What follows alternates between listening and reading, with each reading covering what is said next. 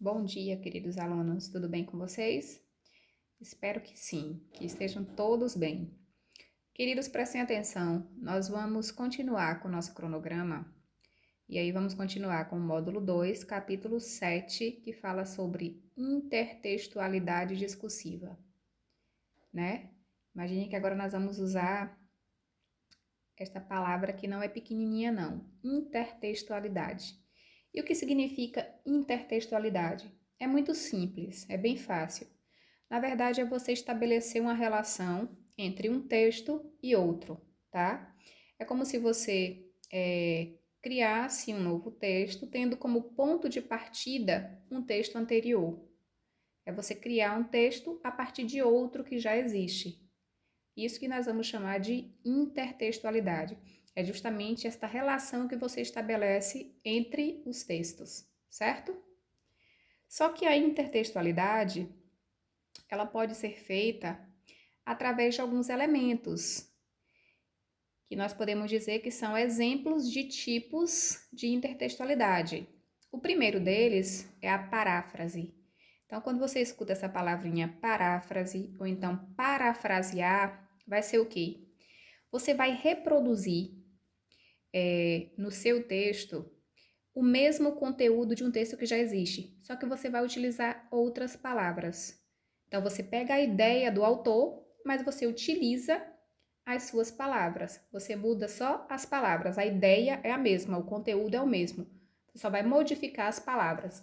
E aí eu trouxe como exemplo um poema, né? Que aí tem o poema original que fala ai que moleza no corpo. E tem a paráfrase que os alunos fizeram. Ai que fraqueza nos membros. Observem que o sentido é o mesmo, o conteúdo é o mesmo. Mas o que eles fizeram? Eles mudaram as palavras. Ai que moleza no corpo. Aí os alunos fizeram ai que fraqueza nos membros. Uma vontade de me estender no chão, um desejo de deitar no piso. Então, assim, parafrasear vai ser isso. É você deixar o mesmo conteúdo do texto original, mudando apenas as palavras. O segundo exemplo é a paródia. A paródia ela é mais famosa porque a gente vê com mais frequência, inclusive por usar essa questão da melodia, da musicalidade, né? E o que vai acontecer na paródia? Você vai estabelecer, né, uma relação com o texto original, mas você vai modificá-lo com uma finalidade de ironizar, criticar ou satirizar. Então, geralmente, o propósito da paródia é trazer uma crítica, é ironizar, é satirizar, é denunciar algo. E aí eu coloquei um exemplo aqui bem interessante que é da música de Tim Maia, Não Quero Dinheiro, né? E a paródia fala justamente o contrário, né? Uma crítica ao consumismo que ele coloca justamente eu só quero dinheiro. Engraçado como ficou a paródia. Eu vou ler só a parte da paródia para vocês analisarem. Eu só quero dinheiro. A semana inteira fiquei esperando para me ver sorrindo, para me ver comprando. Com a carteira cheia, só penso em dinheiro. Só quero comprar, quero comprar, quero comprar. Ou seja, observe que aí tem o propósito maior da paródia. O que ele fez? O texto foi criado a partir do texto original de Tim Maia, só que ele trouxe o propósito de criticar o consumismo. Então, por isso que ele vai ser colocado, né, como se fosse uma paródia. Ele traz a intertextualidade, ele estabelece esta relação com o texto original, mas ele tem um propósito maior que é o de criticar. E se tem esse propósito, é uma paródia.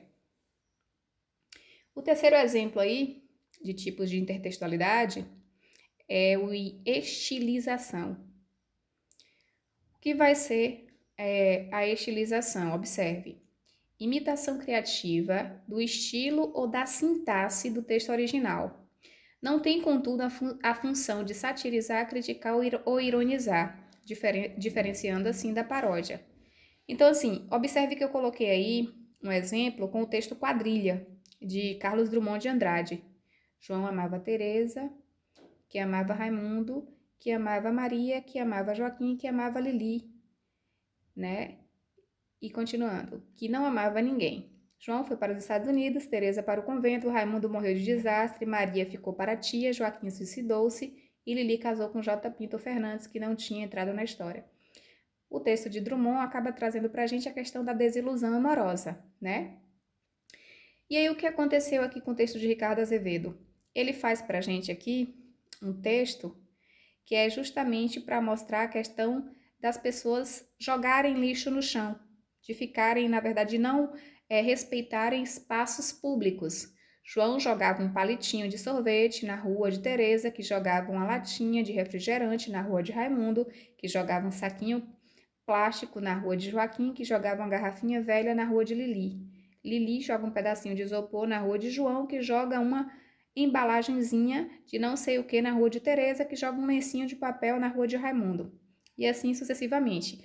Observe que o propósito de todos é o mesmo. É você pegar o texto original e estabelecer uma relação. Só que cada um traz uma característica bem particular. No caso da estilização, é a imitação.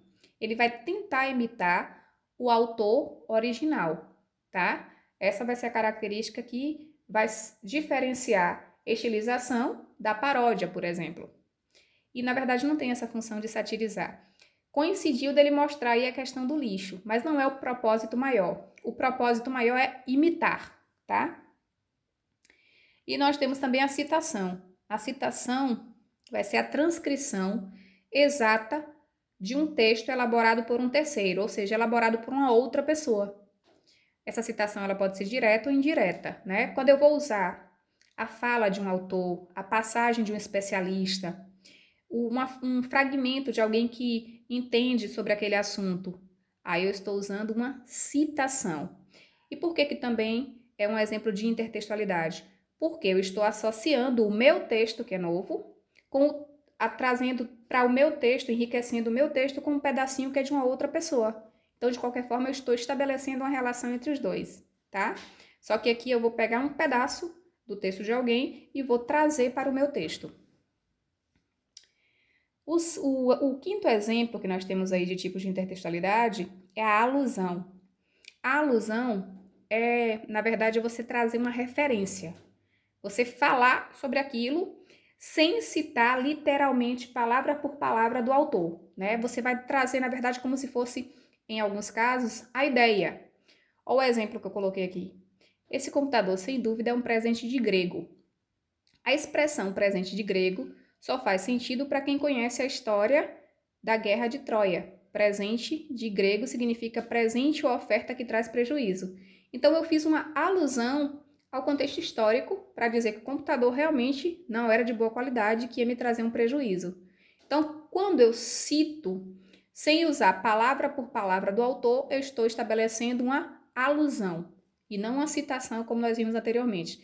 Na citação eu vou usar a ideia ou a palavra do autor. Aqui na alusão eu vou simplesmente fazer uma referência, né? Eu vou trazer algo que me lembre, que me remeta a algum fator histórico, a alguma pessoa ou algum pensamento.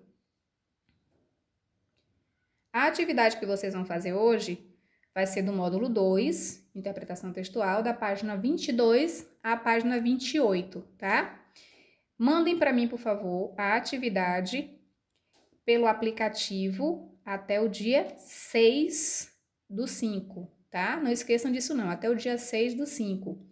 Eu vou colocar lá a data de entrega, mas vocês não esqueçam, por favor, porque eu vou anotar quem está mandando as atividades. Estou deixando aqui também o gabarito do capítulo 6, intencionalidade discursiva, que foi da página 12 à página 17. Por favor, confiram qual foi a atividade. Essa quinta questão, a quinta questão é a letra B. Por favor, marquem aí direitinho, tá? Esqueçam, tirem a C e coloquem a letra B. E as outras 10 questões. Confiram aí, por favor. Façam a correção. Fiquem bem, fiquem com Deus e até o próximo encontro.